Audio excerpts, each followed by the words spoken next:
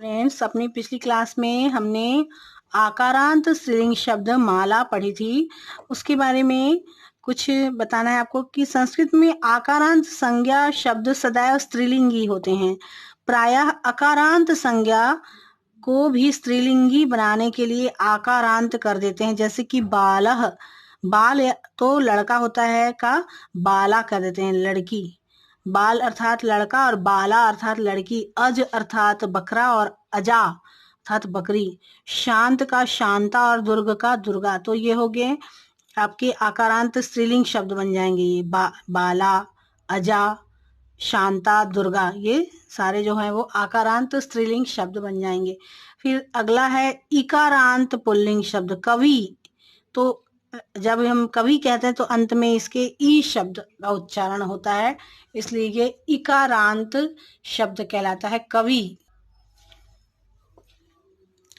तो इसका है एक वचन, द्विवचन, बहुवचन देख लेते हैं। प्रथमा कविः कवि कवयः, द्वितीया कविम कवि कविन्, तृतीया कविना कविभ्याम कविभिः, चतुर्थी कवये कविभ्याम कविभ्यः, पंचमी कवेः कविभ्याम कविभ्यः, षष्ठी कवेः कविभ्योः कविनाम, सप्तमी कवौ कव्योः कवीषु, संबोधनम हे कवे हे कवि हे कवयः। निम्नलिखित शब्दों की कारक रचना कवि शब्द के समान होगी।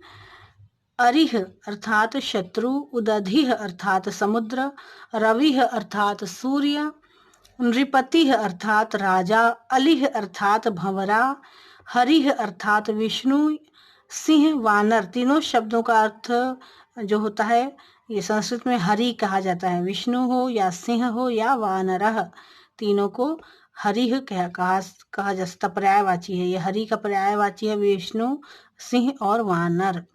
इसी तरह से ऋषि, कपि, पतिः इत्यादि जो सारे शब्द हैं इकारांत पुल्लिंग शब्द हैं।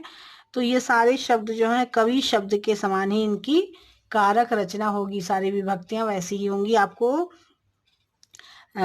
एक वचन दिया गया है और प्रथमा विभक्ति एक वचन दिया गया है, बाकी आपको स्वयं लिखना है। फिर इकारांत स्त्रीलिंग शब्द। तो ये इकारांत स्त्रीलिंग शब्द है मति। मति अर्थात बुद्धि, है ना। श्रीमती भी कहा जाता है, तो परंतु यहाँ पर श्रीमती नहीं है, ये मति अर्थात बुद्धि। तो प्रथमा है मति, मति मतयः। यहाँ पर देखिए प्रथमा एक वचन में मति में छोटी की मात्रा लगी है मतिः, फिर मति मत्ययः, द्वितीया मतिम मति मतिः, तृतीया मत्या मतिभ्याम मतिभिः, चतुर्थी मतये या अथवा मत्यै मतिभ्याम मतिभ्यः, पंचमी मतेः मत्याः मतिभ्याम या और मतिभ्यः, षष्ठी मतेः मत्याः मत्योः मतीनाम, सप्तमी मतौ मत्याम मत्योः और मतिषु, संबोधनम हे मते हे मति हे मतयः। जैसा कि आपका प्रथमा विभक्ति होती है एक वचन, द्विवचन और बहुवचन, वैसे ही आपका संबोधन एक समान ही होता है। प्रथमा और संबोधनम जो है वो सेम होता है, सिर्फ यहाँ पर हे लगाए थे, हे मते हे मति हे मतयः।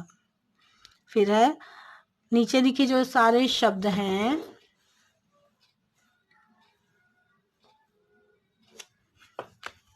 इनकी कारक रचना भी मति शब्द के समान होगी। इकारांत स्त्रीलिंग शब्द मति के समान ही होगी।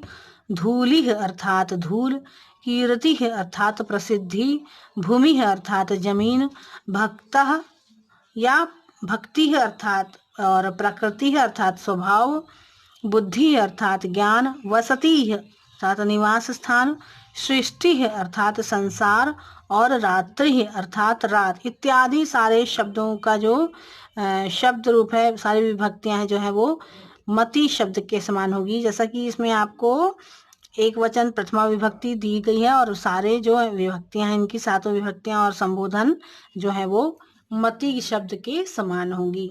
इसी तरह से इकारांत नपुंसक लिंग शब्द। इकारांत नपुंसक लिंग शब्द है वारी। वारी अर्थात होता है पानी। पानी का जो शब्द हम शब्द रूप देखते हैं वारी वारिणी वारिणी, वारी वारिणी वारिणी। प्रथमा और द्वितीय विभक्ति एक जैसी हैं। वारिणा वारिभ्याम वारिभिः, वारिणे वारिभ्याम वारिभ्यः। पंचमी वारिणः वारिभ्याम वारिभ्यः, षष्ठी वारिणः वारिणोः वारिणाम। सप्तमी वारिणी वारिणोः वारिषु, हे वारी हे वारे या हे वारिणी हे वारिणी।